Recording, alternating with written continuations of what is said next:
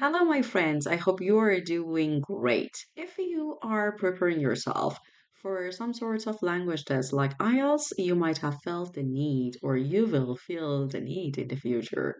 Because in two skills, which are writing and speaking, the candidate is required to have some sorts of knowledge about different kinds of topics. Even though the topics are very general ones, you might have felt or you will feel the requirement to be much more better than what it is right now because it's not only about the first language or the second language or English as an international language. Sometimes we do not have a lot of information about the topic, even in the first language that we speak. So, other than the language and its complication, you might not have the general knowledge about some specific topics. And it's very normal and natural because you have never focused on that. And not everybody is good at speaking about a wide variety of topics. So that's cool if you know and if you detect this weakness and you start working on that. So, in this series that I'm going to prepare for you, I'm going to teach you some sorts of expressions and phrases that are very handy and useful, not only to be used for your speaking, but also for your writing as well. I'm going to use some very nice and invaluable sources from the best authors and IELTS experts in the field. And I hope that you will like and you will enjoy using them very soon. So, without further ado, let's get started. The first topic that I'm going to give you some ideas about is about advertising. So let's get started with the positives of advertising. In this world, everything has both sides, the negatives and positives. When it comes to writing and talking about different topics, about IELTS tests or other official tests, you really need to get over the question of whether it is positive or negative, or you need to argue both parts and state your own opinion. So you need to have that kind of mentality towards everything and both sides of the topics. So the first one that we're gonna talk about is advertising, the positives of advertising. The first point, advertising is a key part of modern business. So, as you can see, this sentence is already a very good one that could be used in advertising. But I want to tell you that you are not limited to just only use this structure about advertising, but instead you can definitely use it in a wide variety of topics, whether it is about education, about work, about environments, and so on and so forth. For example, you can say education is a key part of modern life or modern society. Companies need to tell customers about their products.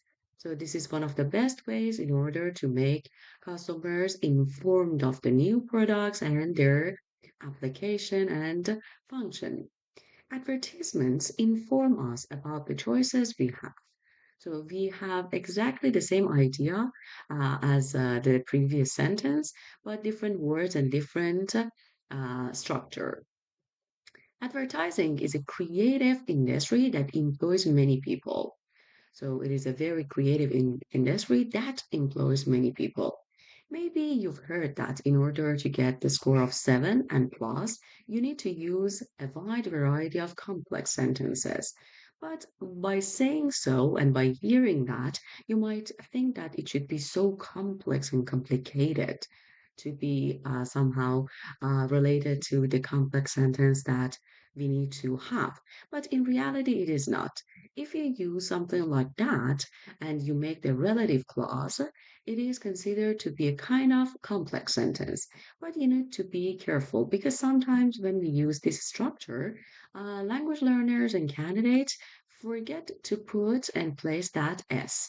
So advertising is a creative industry that employees, because this employee gets back to advertising. So that's why you need to be super careful. The good news about writing is that you definitely have time to get back and forth and revise your work. So if you see that this S as the singular sign has been missed, you can definitely just place it before delivering your paper. But when it comes to talking and speaking, it's a little bit more difficult because you don't have that amount of time and you don't have that kind of facility. And of course, it's going on and it's spontaneous. So it's very difficult to have that kind of privilege. But sometimes while you're talking, you can definitely understand that you've missed something or you've made a mistake. So definitely, if you've understood that and it's not so beyond the point, get back and self correct because it's better than ignoring that and just going on and just letting the examiner underscore you. The next point, without advertising, we would have less choice. So it's a fact, isn't it? Without advertising, there would be higher unemployment. So here we use would. You can also use will, but would is preferred. Why? Because it's a possibility. The next one, advertising is a form of modern art. So you can use it for a wide variety of topics. Maybe you can use it for, let's say, dancing or art itself or writing, anything that comes to your mind. People enjoy adverts. Sometimes students make mistakes so with the use of enjoy. Here we have the noun adverbs. That is a shorter form for advertisements. But sometimes you need to use the verb. If it is the case, you need to use it as the round format, like people enjoy watching adverbs. So remember to put the ing there. Okay, so let's get to the next point. Alrighty, now it's time to talk about negatives of advertising. The first point, advertising manipulates people. Manipulate means that you are getting ahead by just misusing the opportunity or abusing some situations or people. So you are trying to get some advantage for yourself, but in a negative way. So manipulate has that kind of negative connotation. Here, advertising manipulates people. Oh, because sometimes we cannot just stop ourselves from buying and shopping for something because we've been bombarded with a lot of adverts. That's why advertising has the power to get into our head and manipulate us. It aims to persuade people that buying a product will make them happier. So, one of its targets is to convince or persuade people that buying a product will make them happier. For example, you're like, okay, I don't need this product, but in the advert, they show that if you buy it, you will be much more beautiful or you will be much more happier. Advertisers focus on selling a brand image. So the brand image is very important because it goes beyond one specific product. It will become the image of that specific brand. And if you become the loyal customer of the brand, you will buy whatever they produce. They use glamorous, successful people. So in the adverts, as you can see, mostly we have the best looking, sometimes celebrities, actors, actresses, and so on and so forth. So they try to manipulate you by showing some glamorous, successful people so that in your mind you think that if you buy those products you will be like those successful and good looking uh, figures. We now live in a consumer culture. Consumer culture means the culture that now in the Western society is very, very pandemic and it's very common because no matter how many things and how many products you have, you need more. You need this, you need that. So we call it consumer culture. But maybe in some other parts of the world, like maybe Asian culture, it's less vivid. Okay, so we are persuaded to follow the latest trends. So here you can see the structure that is called, do you know what it is? It's a passive structure. We are persuaded. Somebody else persuades us, or something else persuades us. But as it is not important who the person is or what the thing is, or we don't know that person or that thing, we try to go for the passive structure. Is it good to use passive structures in your writing or speaking? Of course, yes, because by doing so, you show the examiner that you know a higher level of knowledge in English language grammatical structures. So it's a very good idea to have a combination of all different sentence types, like simple, compound, and complex sentences. That using the passive voice will create a complex sentence that is a must to gain the score of 7 and plus. So we say we are persuaded. To be verbs, am is are, and then verb plus ed here, which is the PP of persuade.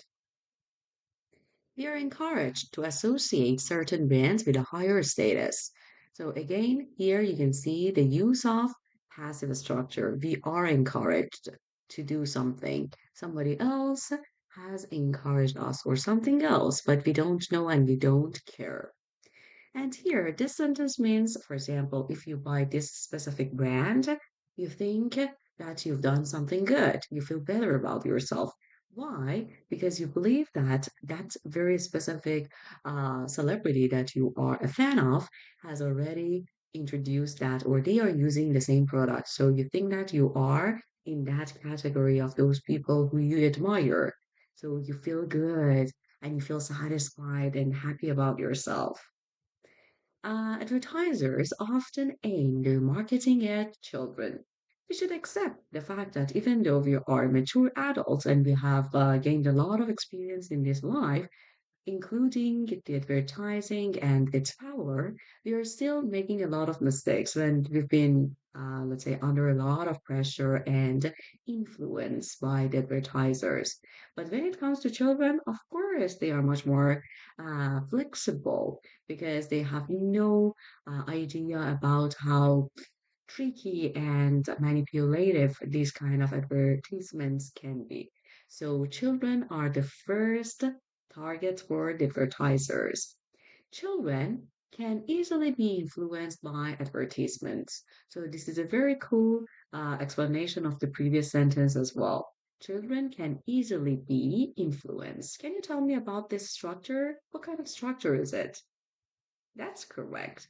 This is the passive structure again, but here you've used can easily be influenced. And as you can see, we have used easily. One of the very, very clear differences between a native speaker or a person who's really fluent and a non-native speaker who has not reached that very good level of English is the use of adjectives and adverbs. So adverbs should be used in speaking and writing on a more regular basis. So, especially for writing, because you have the time to just get into the spot and see, okay, this is the best place to use this adverb. This is the best place to use that adverb because you have the time. But when it comes to speaking, it can be a little bit much more tricky and challenging because you need to do everything at the same time and it's very spontaneous. So maybe it is much more frustrating to go for that. But when it comes to writing, you've got plenty of time. You can go ahead and get back and review your answer and place the adverbs or adjectives whenever you can and you feel like the use is gonna be natural and influenced, be influenced. So as it is the passive format, we need to use be and then influence, the PP of influence. Influence is like affect, but it's a little bit negative. So it's like manipulate, but less negative. So when you see this word, you feel that kind of negative attitude towards that because it's to their advantage. And the last sentence of this part is children put pressure on parents to buy them things. Children put pressure. So we have the subject here and then the verb put and then pressure on somebody else. So this one is an active format. On parents to buy them things, to buy them things. So here, if you forget to write them, the sentence is not going to be complete. To buy somebody something. Or you can also say to buy things, to buy something for somebody, for them. But you need to know about these two structures so that you will be easily using one of the structures.